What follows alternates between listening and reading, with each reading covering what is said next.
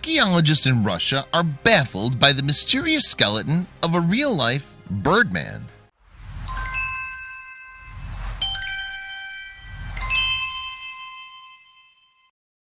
On a dig in western Siberia, archaeologists have unearthed something startling: a 5,000-year-old grave that holds a unique artifact.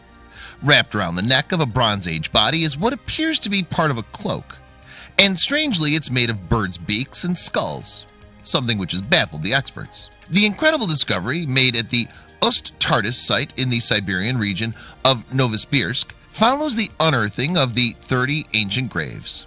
Experts have found a number of startling relics believed to be from the Bronze Age, and as such the area is given a fascinating insight into a prehistoric Siberian culture. The discovery of multiple grave sites has shed light on the funerary practices of ancient Russian peoples. The Ust-Tartas, for whom the site is presumably named, are thought to have called western Siberia home over 5,000 years ago, but they weren't the only humans to make their mark in the area. Of course, over the last several thousand years, lots of separate cultures have lived and evolved in western Siberia, including a number of societies about which we know very little.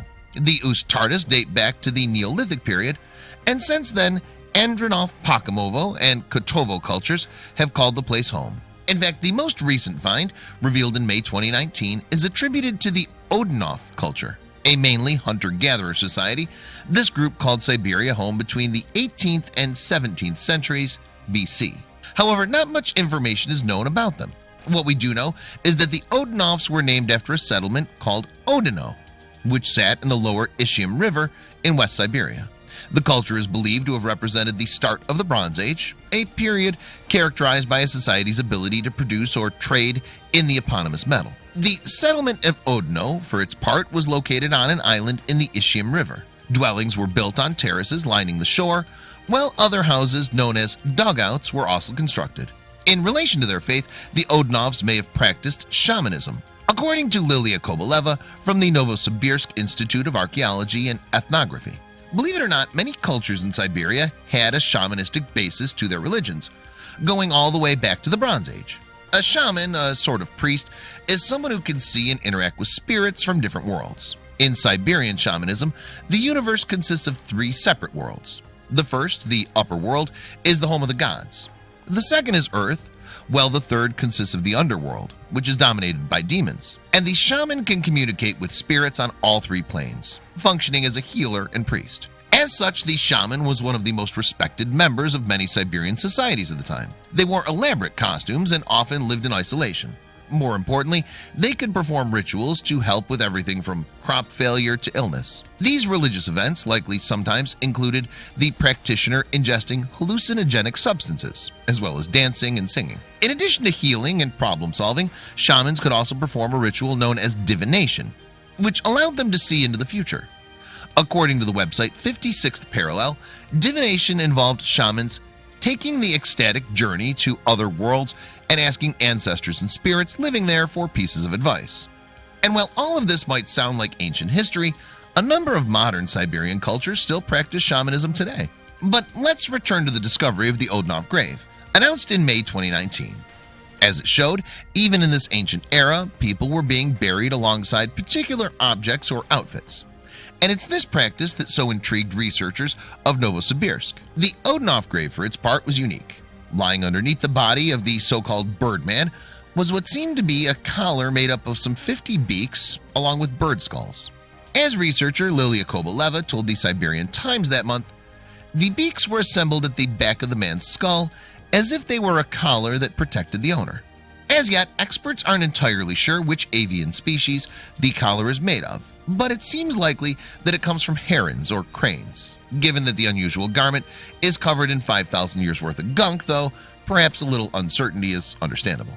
The Bronze Age remains have since been moved from the Ust-Tartas site so that the Novosibirsk Institute of Archaeology and Ethnography can clean up and examine them. Given the delicate nature of the collar, that process is expected to take many months. Nevertheless, experts hope it will help solve one of the many mysteries surrounding the incredible find. For one thing, researchers have yet to work out how the beaks were attached to one another. The experts noted that there are no holes in them, so how they connected to each other or any type of fabric remains a mystery. And it's not just the so-called Birdman that researchers found at Ust-Tartas site. The dig also uncovered a double-layered grave, the top of which contained the remains of two small children, but it was below the young bodies, estimated to have been between 5 and 10 years old at the time of death, that experts uncovered something else unique. Below the bodies of the children lay the skeletal remains of an adult man, and lying next to his head, researchers spotted something completely unexpected. The bronze discovery, which consisted of a bridge with two hemispheres, looked curiously similar to a pair of spectacles. Had the researchers actually found eyewear from the Bronze Age? The experts aren't sure. Indeed, an alternative theory was that they could have been part of a burial mask. According to the Siberian Times, scientists did find traces of organic matter on the rims of the circular pieces, however, which would suggest that they were actually spectacles. Furthermore, the ancient glasses weren't the only thing found in the grave. Along with the spectacles, archaeologists also found 5 pendants. These adornments, which are crescent-shaped and made of polished stone, were believed to have been used for rituals. Some of them lay next to the dead man's arm, while others were around his waist. Excited by the find, Lydia Kobaleva told the Siberian Times, "These are unique items. We're very excited indeed to have found them. Nothing of this kind was ever found as part of Odinov culture in all of Western Siberia." Kobaleva continued, "I say so because we've been working on this site for a while and unearthed more than 30 burials. They all had interesting finds, but nothing we found earlier was as impressive as the discoveries in these 2 graves. Of course, it's the uniqueness of these artifacts that has scientists puzzled. It seems that the collar, glasses, and pendants left researchers scratching their heads as to why those items were buried in the first place. But while those items are themselves special, the idea of burying personal or religious items with the dead isn't that unusual. Interring a person alongside some of their possessions is a funerary practice that goes back thousands of years. In fact, the type and quality of a grave goods, as they're known, can tell archaeologists a lot about the person they're found with.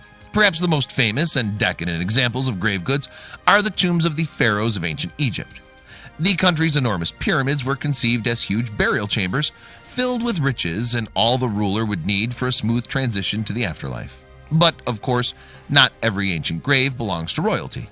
In fact, the practice of burying grave goods goes back to at least the early Neolithic period, over 12,000 years ago.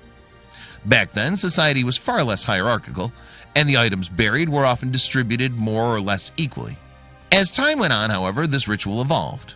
In later years, high-value items became part of the interment, and they were buried alongside society's most important individuals.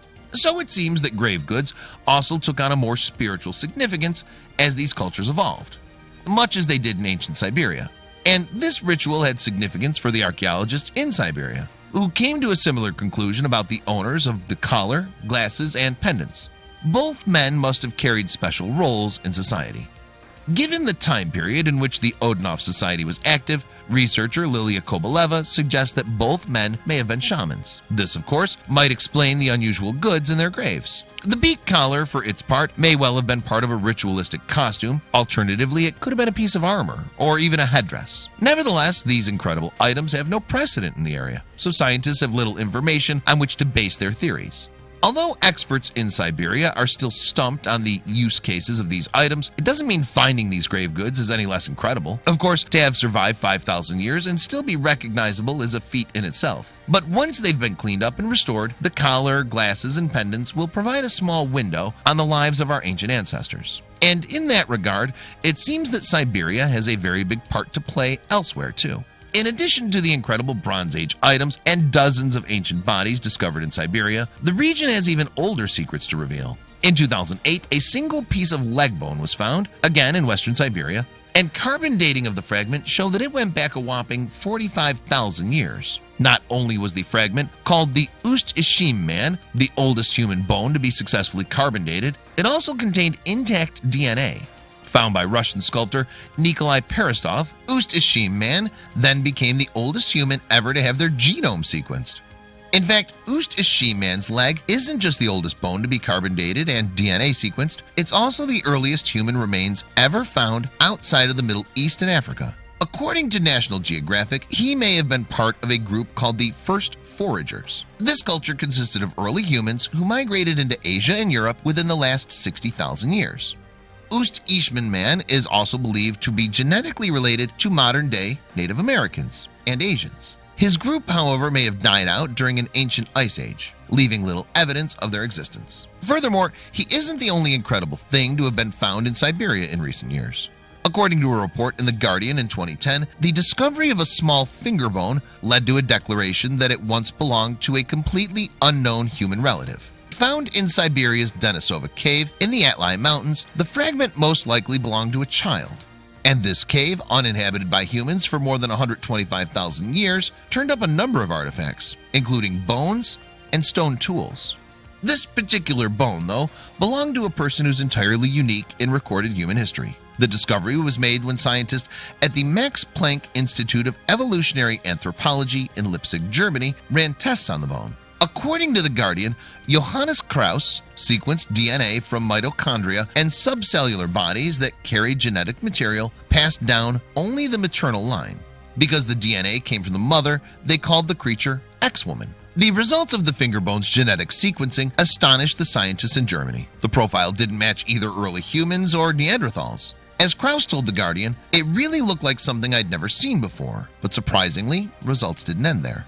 According to Krauss, the finger bone's DNA was a sequence which is similar in some ways to humans, but still quite distinct. And those similarities suggest that modern-day humans may have a shared ancestor somewhere in the family tree around 1 million years ago. And this new human also has been another first under the belt. It was the first entirely new type of human to have been discovered using just DNA. So it seems that Siberia played a much larger role in the migration of early humans into Asia and Europe than previously thought. This would of course explain why so many ancient and unique archaeological finds pop up in the area. In fact, this new human is the first discovered anywhere in the world since 2004, when so-called hobbits, known as Homo floresiensis, were found in Indonesia. So if recent finds are anything to go by, it appears that more secrets may yet be discovered in Siberia. From ancient graves to prehistoric art and mummies, this part of the world is a literal playground for archaeologists and historians. But what of the Odinov collar, glasses, and pendants? The incredible discoveries announced in May 2019 still have much to teach us, and once cleaned up, perhaps scientists will have more answers. Until then, we can only imagine what a bird beak collar might have been used for.